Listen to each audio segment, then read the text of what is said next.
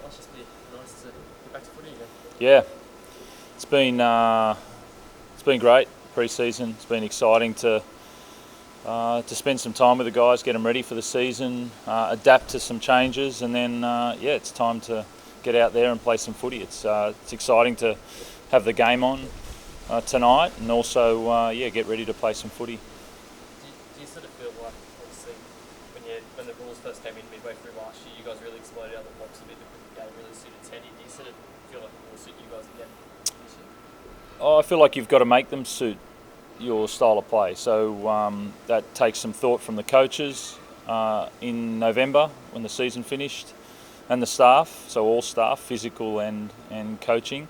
And then it takes a discussion with players about what do they think about. They were the ones on the field, and how we're going to play, and then stick to your style of play as well. So combining your Roosters with any new styles of footy that you want to add on, and let's see what we produce.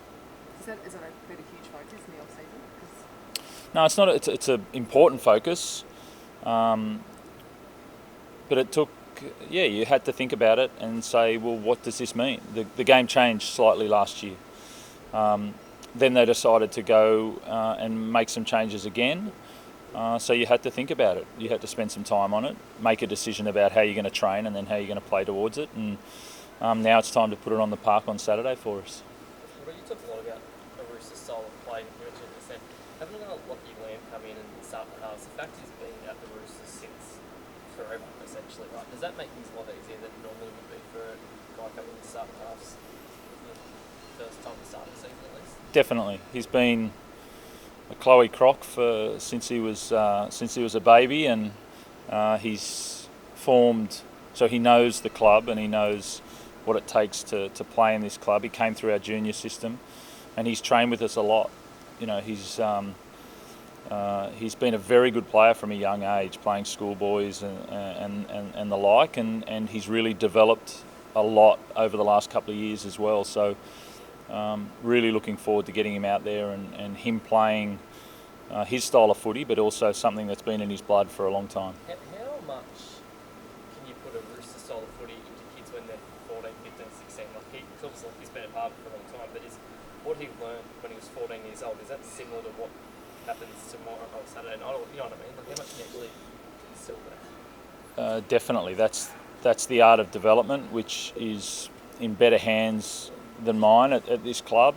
About how do you not play exactly the same style of footy at NRL and under 15s, but how do the building blocks of the under 15s, 17s, 19s, 21s, reserve grade head towards an NRL player? And that's where you see development in all sports. If you can do that and know what's important at each age, then you'll produce more first graders than other teams. Have you noticed less external expectation this year on the Roosters? Yeah, I reckon I have. Yeah, I definitely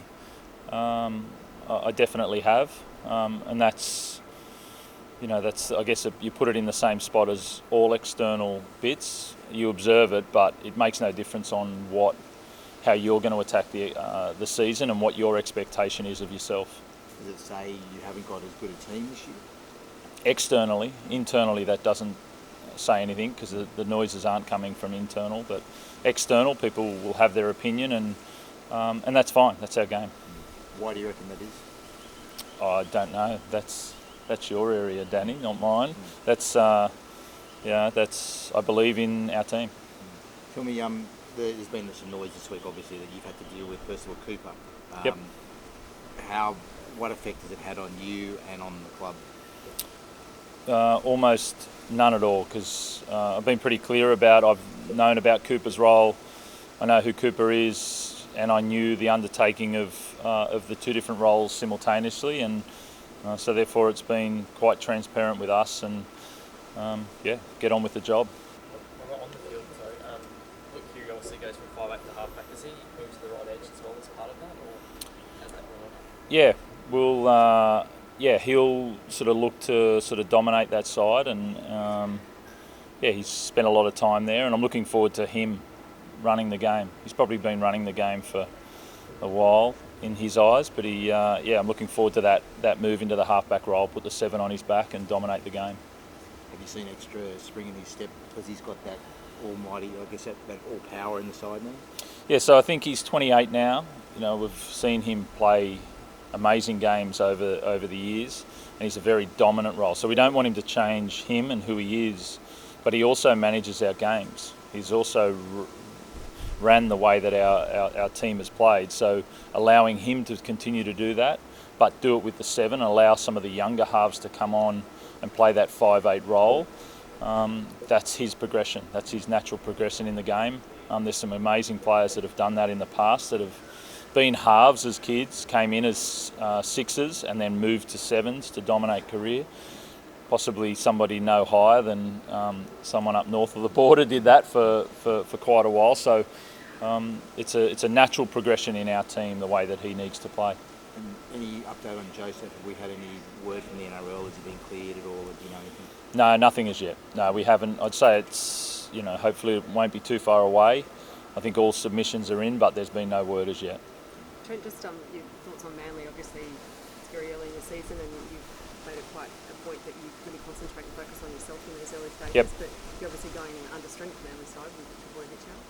Yeah, I mean, they've got one player out, but they've got a lot of other players that are in there and players returning. So, you do focus on yourself a lot in setting up your season, but you understand the opposition, you respect the opposition, and then you want to go after some things that you see in that opposition and want to exploit, but you definitely focus on yourself to start the season.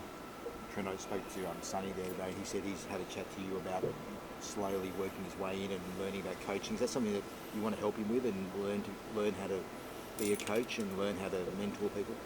Yeah, I think Sonny's been in twice now in the last 2 weeks. It's the end of a career for him. He spoke about it to me when he came back in maybe we spoke about it end of July, August last year when he started playing. He wanted to have a look at that. And he's come back in to learn. I think he's going to do some media and some commentary, and then he's also going to fight and he's going to learn some of the coaching tools. So I think it's natural for him. He's been singularly focused for such a long time to then start to work out, well, where's my next role in life as a father, but then as a job, what am I going to do? So a part of that is spending some time with us. Did you see him being a coach? Yeah, that's... he's definitely got the tools to be a coach. He's got presence, he's got game understanding, and a real depth as well, and an intuition in the game. And then it's whether he's going to overlay that with the work needed into stripping that all back and understanding the art of coaching, which takes some time. He looks, have you warned him off the idea? Definitely not. Definitely not. The passion's been a driver for him for many years. So seeing where that passion lies over the next couple of years would be really interesting for us and him. Thanks. Thank you. No worries.